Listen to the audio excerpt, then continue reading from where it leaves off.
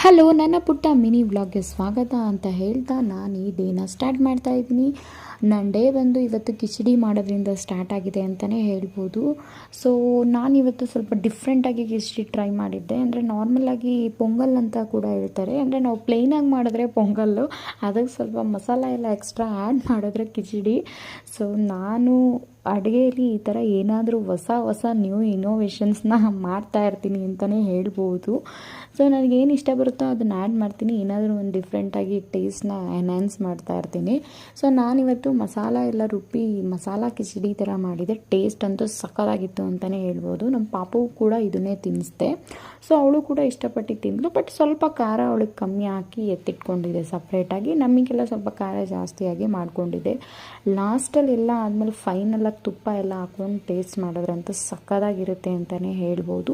ತುಂಬ ಸಿಂಪಲಾಗಿ ಕೂಡ ಮಾಡ್ಕೋಬೋದು. ಬೆಳಗ್ಗೆ ಹೊತ್ತೆಲ್ಲ ನಾವು ತುಂಬ ಗಡ್ಬಿಡಿಯಲ್ಲಿ ಏನಾದರೂ ಒನ್ ಪಾಟ್ ರೆಸಿಪಿ ಈಸಿಯಾಗಿ ಮಾಡ್ಕೊಬೇಕಂದ್ರೆ ಪಟ್ ಅಂತ ಆಗುತ್ತೆ ಇದು. ಸೊ ನಮ್ಮ ಹಸ್ಬೆಂಡ್ಗೂ ಕೂಡ ಇಷ್ಟ ಆಗುತ್ತೆ. ಅಂದರೆ ಅವ್ರು ತುಂಬ ಇಷ್ಟಪಟ್ಟು ತಿನ್ನಲ್ಲ, ನಾನು ಮಾಡಿಬಿಟ್ಟಿರ್ತೀನಲ್ಲ, ವಿಧಿ ಇಲ್ಲ ಅಂತ ತಿನ್ನಲೇಬೇಕು ಅಂತ ತಿಂತಾರೆ. ಅವ್ರಿಗೆ ಈ ಪೊಂಗಲ್ಲು ಅದೆಲ್ಲ ಅಷ್ಟು ಇಷ್ಟ ಆಗಲ್ಲ. ಸೊ ನಾನು ಯಾವಾಗಲೂ ಒಂದೇ ಥರ ರೈಸ್ ಮಾಡ್ತಾನೆ ಇರಬೇಕು ಅಂದ್ಬಿಟ್ಟು ಸೊ ಡಿಫ್ರೆಂಟಾಗಿ ಇದನ್ನು ಟ್ರೈ ಮಾಡಿರ್ತೀನಿ. ಪಾಪು ಕೂಡ ತಿನ್ನಿಸ್ಬೋದಲ್ಲ. ಸೊ 2 in 1 ನನಗೂ ಸ್ವಲ್ಪ ಈಸಿ ಆಗುತ್ತೆ ಅಂತ. ಯಾರಿಗಾದರೂ ಈ ರೆಸಿಪಿ ಏನಾದರೂ ನಿಮಗೆ ಬೇಕು ಅಂದರೆ ಕಮೆಂಟ್ ಮಾಡಿ. ನಾನು ಡೆಫಿನೆಟ್ಲಿ ನೆಕ್ಸ್ಟ್ ಟೈಮ್ ಇದನ್ನು ಕಂಪ್ಲೀಟಾಗಿ ರೆಸಿಪಿನ ತೋರಿಸ್ತೀನಿ. ಸೊ ಇಲ್ಲಿ ನೋಡಿ, ನಾವು ಇದಕ್ಕೊಂದು ಈ ವಿಡಿಯೋ ಏನಕ್ಕೆ ಹಾಕಿದ್ದೀನಿ ಅಂದರೆ ಇದೊಂದು ಎಕ್ಸಾಂಪಲ್ ಥರ. ನಾವು ಮಕ್ಕಳು ಮುಂದೆ ಆ್ಯಕ್ಚುಲಿ 1 year ಆದಮೇಲೆ ಮಕ್ಕಳದ್ದು ಬ್ರೈನ್ ಡೆವಲಪ್ಮೆಂಟ್ ತುಂಬಾ ಫಾಸ್ಟಾಗಿರುತ್ತೆ ಅಂತಲೇ ಹೇಳ್ತಾರೆ. ಸೊ ಇದೇ ಒಂದು ಎಕ್ಸಾಂಪಲ್.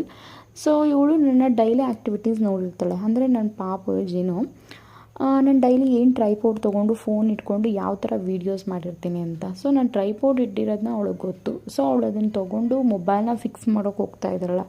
ಸೊ ದಟ್ ಇದರಿಂದ ಏನಂದರೆ, ನಾವು ಪೇರೆಂಟ್ಸು ಮತ್ತು ಯಾರೇ ಮನೆಯಲ್ಲಿ ದೊಡ್ಡವರಾಗಿರ್ಬೋದು, ನಾವು ಮಕ್ಕಳು ಮುಂದೆ ನಾವೇನು ಮಾಡ್ತೀವೋ ಡೆಫಿನೆಟ್ಲಿ ಅವ್ರು ಅದನ್ನು ಟ್ರೈ ಮಾಡ್ತಾರೆ. ಸೊ ನಾವು ಗುಡ್ ಹಾಬೀಸ್ನ ಮಕ್ಕಳಿಗೆ ನಾವೇ ಕಲಿಸ್ಕೊಡ್ಬೇಕಷ್ಟೆ. ಸೊ ಅದ್ರ ಜೊತೆ ನಮ್ಮ ಹಸ್ಬೆಂಡು ಬೆಳಗ್ಗೆನೇ ತೋಟ ಹೊಲ್ದತ್ರ ಹೋಗಿದ್ರು ಅಂದ್ಬಿಟ್ಟು ಅಲ್ಲಿ ಹಣ್ಬೆ, ಇದು ನ್ಯಾಚುರಲ್ ಆಗಿ ನೈಸರ್ಗಿಕವಾಗಿ ಸಿಕ್ಕಿರೋ ಹಣ್ಬೆ. So ಹಣ್ಬೆ ತೊಗೊಬಂದಿದ್ರು, mushroom. ಎಷ್ಟು ಚೆನ್ನಾಗಿತ್ತು ಅಂದರೆ ನಾನು ನಿಜವಾಗ್ಲೂ ಹೇಳ್ತೀನಿ, ಅಷ್ಟು ಟೇಸ್ಟ್ ತುಂಬ ಚೆನ್ನಾಗಿ. ಸೊ ನಾಟಿ ಹಣ್ಬೆ ಅಲ್ವಾ, ನಾಟಿ ಸ್ಟೈಲಲ್ಲಿ ಮಾಡಿದ್ರೆ ಸಾಂಬಾರು ಚೆನ್ನಾಗಿರುತ್ತೆ. ಹಾಗೆ ನಮ್ಮ ಅತ್ತೆ ಬಟರ್ ಫ್ರೂಟ್ ಕೊಟ್ಟು ಕಳಿಸಿದ್ರು. ನಾನು ಆಲ್ರೆಡಿ ಬಟರ್ ಫ್ರೂಟದು ಶೇಕ್ ಯಾವ ಥರ ಮಾಡೋದಂತ ಶಾರ್ಟ್ಸಲ್ಲಿ ಹಾಕಿದ್ದೀನಿ. ಹಾಗೆ ನೈಟ್ ಮಜ್ಜಿಗೆ ಹೋಳಿ ಮಾಡಿದ್ದೆ. ಯಾರಿಗೆಲ್ಲ ಈ ವಿಡಿಯೋ ಇಷ್ಟ ಆಗಿದೆ ಲೈಕ್ ಮಾಡಿ.